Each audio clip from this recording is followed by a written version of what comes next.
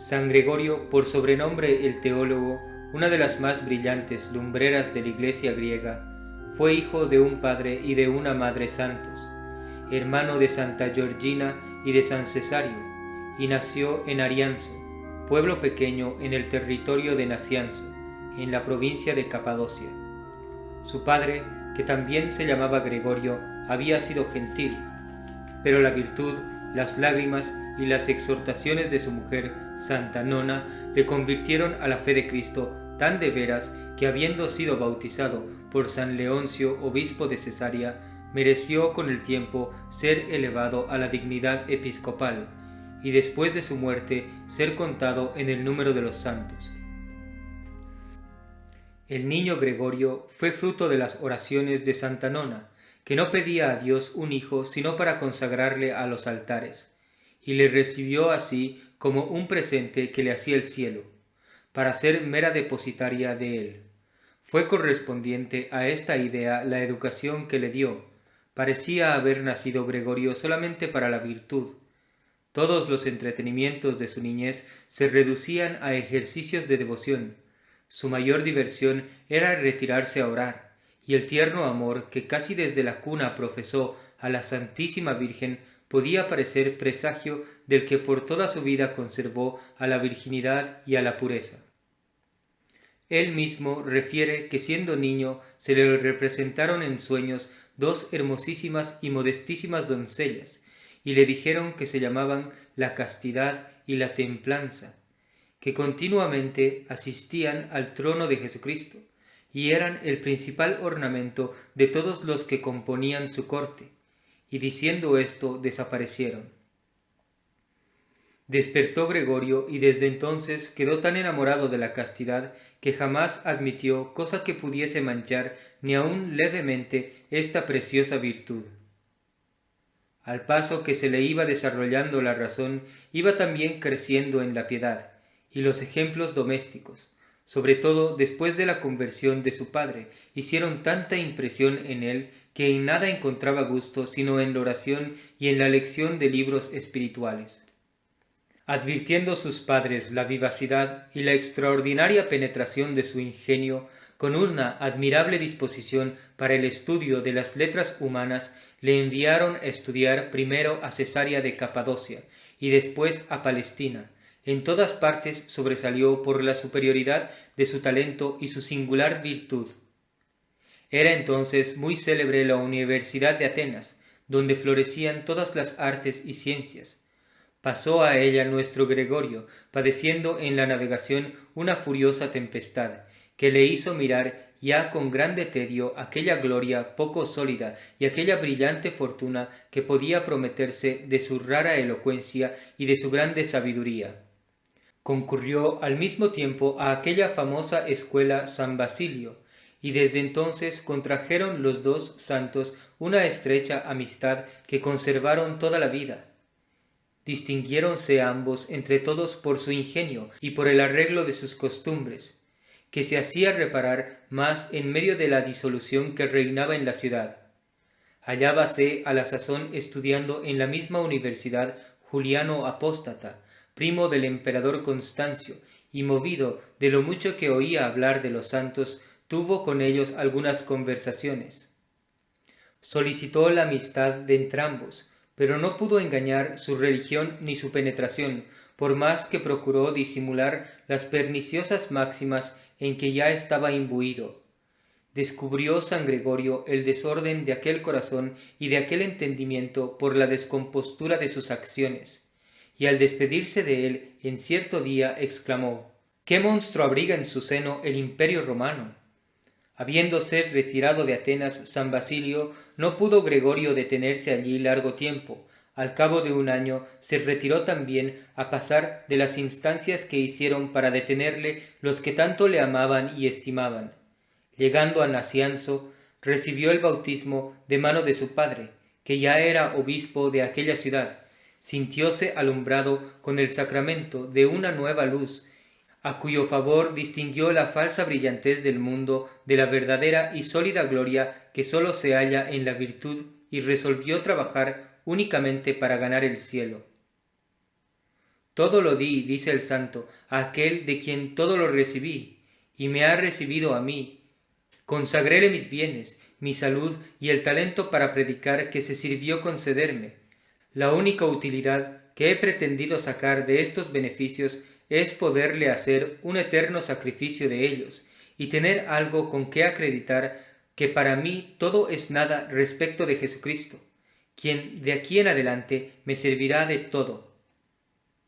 Al disgusto del mundo se siguió el deseo de la soledad y el ejemplo de su grande amigo San Basilio, que ya se había retirado al Ponto. Le hubiera desde luego atraído allí, a no haberle detenido en Nacianzo la mucha ancianidad de sus padres, pero el ruido y el tumulto de los cuidados domésticos le obligaron presto a arrepentirse de su condescendencia,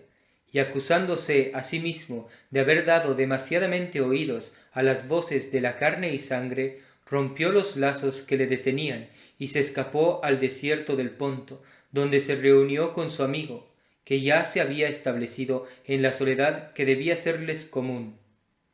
Ninguna anacoreta les excedió en la velocidad con que corrían por el camino de la perfección. Su fervor no reconocía límites, la penitencia de entrambos llegó a ser excesiva. Al rigor de los ayunos, de los cilicios, de los rayos, de los sacos o capotillos de cerda y de otras 100 invenciones para macerar la carne, tardaron poco en convertirse de 2 hombres en 2 esqueletos. A las vigilias, a la oración y al estudio de la Sagrada Escritura se seguía inmediatamente el trabajo corporal, y al trabajo corporal volvía a seguirle la oración. Fomentábase la virtud de los dos con sus recíprocos ejemplos, cuando un accidente imprevisto turbó el dulce reposo de su retiro. Engañado el santo viejo obispo de Nacianzo por la artificiosa sagacidad de los arrianos, firmó, como lo hicieron otros prelados, el capcioso formulario de Rímini, que en términos equívocos contenía un puro arrianismo.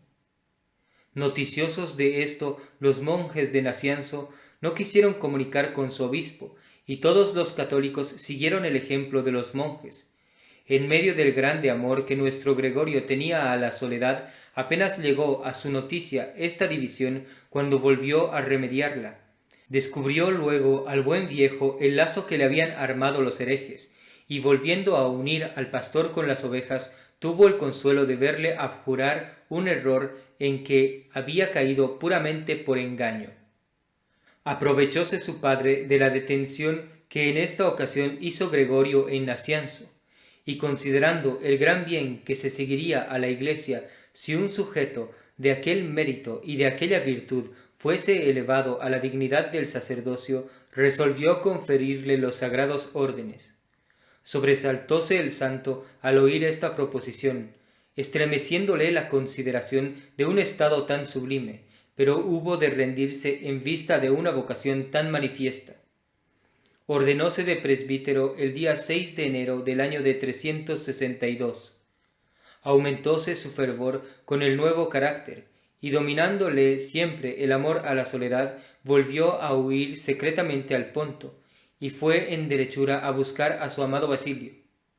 Pero duró poco este segundo retiro, porque la extremada ancianidad de su padre, que pasaba ya de 90 años, las necesidades de la iglesia de Nacianzo, que clamaba por él, y los consejos de su santo amigo Basilio, le obligaron a retirarse a la ciudad después de 2 meses y medio de ausencia. Dióse a conocer a los fieles el día de Pascua por el primer sermón que predicó en ella, y como apenas habrá habido predicador más poderoso en obras y en palabras que nuestro santo, predicó con tanta energía, con tanta moción, con tanto fruto, que desde entonces fue reconocido y apellidado el apóstol de Nacianzo. No se limitó su celo a la predicación, perseguía ya entonces furiosamente Juliano Apóstata a la Iglesia, y había prohibido a los cristianos que enseñasen las letras humanas, para impedir por este medio a la juventud de estudiarlas o precisarla a aprenderlas de maestros gentiles. Pero Gregorio supo burlar ese artificio, componiendo un gran número de poesías piadosas, que indemnizaron ventajosamente a los cristianos de la pérdida de sus escuelas. Por este tiempo, hallándose ya San Basilio, arzobispo de Cesarea, y conociendo mejor que otro alguno el extraordinario mérito de nuestro santo, resolvió elevarle a la dignidad episcopal a pesar de su invencible repugnancia. Fue consagrado en Cesarea por el mismo San Basilio el año de 372, destinándole para la iglesia de Sásimo, pero nunca tomó posesión de ella, y como el obispo de Nacianzo no pudiese ya atender a las funciones de su ministerio por su grande ancianidad, pidió Gregorio para que cuidase de su iglesia. Hízolo con aquella actividad que se debía esperar de su celo, logrando por fruto de él la reformación general de las costumbres, tanto que en menos de 6 meses mudó de semblante toda la ciudad. Habiendo muerto su padre y su madre Santa Nona, cuya oración fúnebre predicó el mismo Gregorio en presencia de San Basilio y de todo el clero, se volvieron a renovar las ansias por su amada soledad, pero no pudiendo negarse a las necesidades de aquella afligida iglesia, tomó a su cargo el cuidado de ella, no como obispo titular, sino como vicario y forastero, protestando él mismo que no se encargaba del rebaño, sino esperando al pastor legítimo. Con efecto, como viese que los obispos de la provincia se daban poca priesa a proveer de prelado aquella iglesia, desapareció de repente y se retiró a Seleucía, en Isauria, donde se encerró en el monasterio de Santa Tecla, y vivió 6 años en él desconocido, ocupándose únicamente en ejercicios de oración y de penitencia. Murió San Basilio el año 379, y esta muerte le confirmó en la resolución que había tomado de no salir jamás de su retiro, pero pocos meses después le arrancó de él la necesidad de socorrer a la iglesia de Constantinopla, tan desolada por los arrianos que ya no tenían los católicos iglesia alguna en aquella corte imperial. Hallábase vacante aquella primera silla, y todos convenían en que solamente Gregorio era digno de ocuparla. La dificultad estaba en hallar modo para sacarle de su amada soledad, donde así las calumnias como las persecuciones que había padecido en otras partes le hacían dulcísima aquella vida particular santa y tranquila, pero supieron pintarle con tanta viveza el lamentable estado a que se hallaban reducidos los pobres católicos, y disimularle con tanto cuidado el ánimo que tenían de colocarle en aquella grande silla, que al cabo se determinó a hacer el doloroso sacrificio de su tranquilidad, y aunque agobiado con la vejez, consumido con la penitencia y lleno de penosos achaques, pasó a Constantinopla. Era sin duda un espectáculo bien nuevo, dice nuestro santo, ver a un hombre desconocido, de mala figura, pequeño de cuerpo, calvo, arrugado, consumido con las lágrimas y con la penitencia, sin equipaje, sin cortesanía, sin apoyo, pobre y mal vestido, venir él solo a declarar la guerra a la herejía en la capital del Oriente, donde reinaba con insolencia y con seguridad, y donde se había hecho fuerte por la unión de todas las sectas. Apenas entró San Gregorio en Constantinopla, cuando todos los herejes se sobresaltaron. Armáronse contra él los arrianos, los novacianos, los macedonios, los apolinaristas, los eunomianos, jurando todos perderle. Valiéronse al principio de injurias, calumnias, sátiras denigrativas y malignas con que procuraron manchar su reputación. Amotinaron al pueblo, especialmente a las mujeres y a las doncellas, para aquel hombre extranjero, persuadiéndolas que era un monstruo disimulado, entregador de las costumbres, mago y aun idólatra.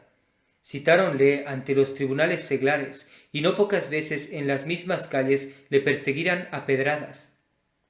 Nuestro santo a todo esto no oponía más que la paciencia, la modestia y la dulzura. Como los arrianos estaban en posesión de todas las iglesias de Constantinopla, Gregorio juntaba a los católicos en la casa donde se hospedaba, la cual se llamó después Anastasia, que quiere decir resurrección de la fe, y fue con el tiempo una de las más célebres iglesias de aquella corte imperial. Al fin, su heroico sufrimiento y sus modales atentos, suaves y apacibles fueron ablandando poco a poco los ánimos de los herejes. Concurrían a oírle hasta los mismos gentiles, al principio por curiosidad, y después con tanta admiración y gusto que volvían a sus casas medio católicos. Por eso el célebre Rufino, hablando de nuestro santo, dice que no vio el mundo hombre más elocuente, ni elocuencia más noble, más persuasiva, ni más enérgica que la suya, habiéndose reconocido siempre su doctrina tan pura que lo mismo era oponerse a ella que hacerse sospechoso en la fe. Al eco de lo que esparcía la fama concurrieron a Constantinopla para verle y tratarle muchas personas de distinción de diferentes provincias, siendo una de ellas San Jerónimo, que no quedó menos admirado de su eminente virtud y de su rara modestia que de su elocuencia y profunda erudición. Entretanto, iba creciendo cada día el número de los católicos, porque en las disputas, conversaciones y conferencias con los arrianos cada día hacía nuevas conquistas. En vista de tantas maravillas, resolvió el patriarca de Alejandría con los demás obispos colocar en la silla de Constantinopla a nuestro santo, lo que se ejecutó a pesar de su repugnancia, con general aplauso del clero y de todo el pueblo. Fue extraordinario el júbilo en toda la ciudad, pero lo turbó presto la artificiosa ambición del más insigne embustero que acaso había visto el mundo. Cierto hombre, llamado Máximo, por sobrenombre Cínico, habilísimo en el arte de fingir y de engañar, después de haber vagueado por diferentes provincias, dejando en todas ellas muchas señales de sus delitos, por los cuales había sido castigado, vino finalmente a hacerse discípulo de nuestro santo, y en poco tiempo supo ganar su estimación y confianza con sus artificios y con su refinada simulación. Este mal hombre forjó el proyecto de suplantar a Gregorio, y habiendo tenido arte para conseguir una grande suma de dinero que le prestaron, sobornó con él a muchos de los mismos que al principio habían mostrado más inclinación y más celo por nuestro santo. Logró corromper hasta el mismo patriarca de Alejandría, el cual, con una cábala de obispos de Egipto ya conjurados, aprovechó la coyuntura de una enfermedad de Gregorio para ordenar furtivamente a Máximo. Amotinóse toda la ciudad al ruido de este atentado, y Gregorio, penetrado de un vivo dolor y prevenido lo que podía suceder, resolvió a los principios retirarse, para no ser ocasión de nuevas turbaciones a una iglesia que tan felizmente había restituido a su antiguo esplendor y tranquilidad. Subió al púlpito en medio de la indisposición para despedirse de su pueblo, pero éste levantó hasta el cielo un clamoroso alarido, pidiéndole con ruegos y con lágrimas que no le desamparase, y como no quisiese consentir fácilmente, le pusieron guardas de vista. Arrojado de Constantinopla como merecía el embustero Cínico y cargado con la maldición de todos, tuvo no obstante el descaro de irse a echar a los pies del emperador Teodosio, acompañándole aquel puñado de obispos egipcios que le habían ordenado. Hallábase el emperador en Tesalónica. Pidióle Máximo su protección contra Gregorio, pero el religioso príncipe no se dignó ni aun escucharle, y vuelto a Constantinopla no reconoció a otro por legítimo pastor que a nuestro santo, honrándole con todas las muestras de su estimación y de su benevolencia. Púsole en posesión de todas las iglesias que habían ocupado los arrianos, mandó se le restituyesen las rentas que habían usurpado los herejes, y le hizo dueño del palacio episcopal. Instaron al santo para que hiciese pesquisas a fin de descubrir los bienes que le habían ocultado, pero no fue posible vencerle, desinterés generoso que cerró la boca a sus émulos y edificó a toda la iglesia. Pero ni esta moderación fue bastante para que más de una vez no conspirasen contra su vida, mas su presencia desarmó a los asesinos, y no solamente los perdonó, sino que los convirtió, siendo esta la única venganza que tomó de ellos. No se dio por vencido el partido de Máximo, y como no cesase de inquietar y de perturbar a la iglesia, consintió el emperador en que se convocase en Constantinopla un concilio, que fue el segundo general, compuesto de 150 obispos. Confirmóse en él la fe del concilio niceno. Máximo fue declarado intruso y el concilio y el emperador reconocieron solemnemente a Gregorio por obispo de Constantinopla. En virtud de esto, fue segunda vez colocado en su silla con la mayor aclamación del pueblo por San Melesio de Antioquía, presidente del concilio, por más que el santo expuso 1000 razones, valiéndose de ruegos y de lágrimas para que le exonerasen de aquella pesada carga. No fue oído, porque se atendió más a las necesidades de aquella iglesia y a los clamores de los buenos que a su extrema repugnancia. Muerto poco tiempo después San Melesio, quedó Gregorio por presidente del concilio. Esta nueva preeminencia, que no se le podía disputar, renovó la emulación de muchos prelados, los cuales, afectando ignorar que San Gregorio no había tomado posesión del obispado de Sásimo y que sólo había cuidado del de Nacianzo como gobernador y no como obispo titular, se quejaron de que se le hubiese hecho patriarca de Constantinopla contra la disposición de los cánones, presto que ya era obispo de otra iglesia. Era fácil probar lo contrario, pero como el santo únicamente suspiraba por el retiro, siendo enemigo de todas las grandezas, tomó ocasión de estas contestaciones para pedir se le permitiese hacer dimisión de la suya. Entró pues en el concilio y declaró el ansia con que deseaba contribuir a la paz, y que pues su elección parece que la turbaba, estaba pronto como otro Jonás a que se le arrojasen al mar para sosegar la tempestad, aunque no le había excitado. Quedaron atónitos todos los obispos al oír una proposición tan inesperada, pero el santo habló en favor de su dimisión con tanta elocuencia y supo persuadir tan eficazmente que al fin consiguió lo que pretendía. Gozosísimo al verse exonerado de tan pesada carga, salió de la sesión y antes de dar tiempo a que los obispos se arrepintiesen, se fue derecho al palacio del emperador, y exponiéndole su avanzada edad y sus achaques, le suplicó que se dignase no oponerse a su retiro. No fue fácil mover al emperador a dar su consentimiento, pero al fin le dio únicamente en atención a sus achaques. No perdió tiempo Gregorio, despidióse del concilio por un admirable discurso que pronunció en la catedral en presencia de los padres, los cuales, arrepentidos ya de su consentimiento, pensaban en retractarse, pero el santo los previno, y sin detenerse salió de Constantinopla y se retiró a Capadocia. Estando en Nacianzo, publicó su testamento, que había ordenado en Constantinopla antes de hacer la dimisión.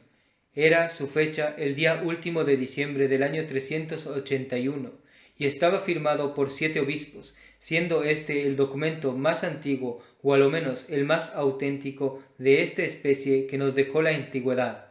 El principal legado es en favor de los pobres de Nacianzo, a quienes deja por sus herederos, y nombra a uno de sus diáconos llamado Gregorio su ejecutor testamentario. Suplica a sus sobrinos y a los demás parientes suyos no lleven a mal que deje sus bienes a los pobres, porque un eclesiástico, dice, no debe tener otros herederos. Ni en su fervor ni en su celo se reconoció jamás la fuerza de sus continuos achaques. En la corta mansión que hizo en Nacianzo purgó la ciudad de los errores de los apolinaristas, y habiéndosele aumentado sus dolencias, se trasladó a Arianzo, lugar de su nacimiento. En esta dulce soledad, retirado del ruido de los negocios y libre de las tempestades que por toda la vida le habían agitado, pensaba únicamente en perfeccionarse más y más, entregado totalmente a ejercicios de devoción y de rigurosa penitencia, y aunque agobiado con la vejez, extenuado con los ayunos y consumido con los trabajos, permitió Dios para su mayor purificación que al fin de su vida fuese ejercitado con violentas tentaciones, las cuales al mismo tiempo que le humillaban y le hacían gemir continuamente, le obligaban a doblar la oración y las penitencias. No estuvo ocioso en su retiro en Arianzo. En él compuso aquel gran número de poesías cristianas que publicó para oponerlas a las obras cultas, elocuentes y engañosas de las que llenaban el mundo los herejes, logrando por este medio que los fieles arrimasen a un lado los libros perniciosos. También escribió entonces en verso la historia de su vida, concluyéndola con un compendio de los principales sucesos de ella, y quiere que este epílogo le sirva de epitafio. ¿De dónde nace, Señor?, exclama el santo, que al paso que el vigor del cuerpo se va extinguiendo, siento que se va avivando el fuego de las pasiones y de los estímulos de la carne? Mi vida se ha reducido a una serie de tempestades, de contradicciones y de combates, pero en todos me sostuvisteis vos por vuestra gran misericordia. Logré por padre a un hombre todo de Dios, y tuve por madre a una mujer santa, que mirándome como fruto de sus oraciones me ofreció y me consagró a vos desde la cuna. Siendo niño, me inspirasteis en un sueño el amor a la castidad, y desde entonces no cesasteis de colmarme de favores. Híceos sacrificio de mis bienes, de mi honra, de mi salud y de mi vida. Fui pastor sin ovejas, y no tuve poco que padecer aun de los mismos pastores. Esta ha sido la vida de Gregorio. Dejó a Jesucristo el cuidado de lo futuro, como lo ha tenido de lo pasado, y concluye así: grábase esto por epitafio sobre la piedra de mi sepultura. Comenzaba Gregorio a gustar las delicias de la soledad, cuando quiso el Señor coronar su perseverancia y premiar sus trabajos. Acabó dichosamente sus días siendo de edad de casi 80 años, que vivió en la inocencia, en el sufrimiento, en la piedad y en ejercicios de rigurosa penitencia.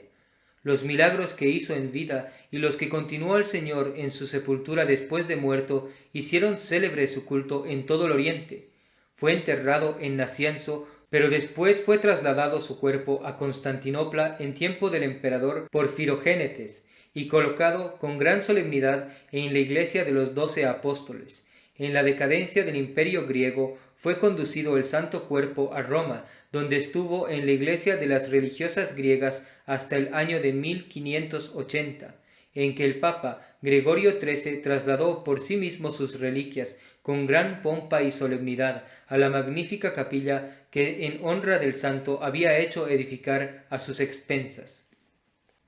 Que el testimonio de esta santa vida sirva de alimento para todo cristiano, que haciendo uso de razón considere que el celo con que se debe defender la verdadera fe católica no es negociable, que debe ser capaz de llevarnos a la misma muerte y lograr la corona del martirio de ser necesario, antes que abrazar cualquier doctrina humana, modernista, naturalista o racionalista, que conducen indefectiblemente al indiferentismo religioso y al falso ecumenismo, banderas y estandartes de la falsa iglesia de los últimos tiempos con sede en el Vaticano. Viva María Santísima, viva Cristo Rey.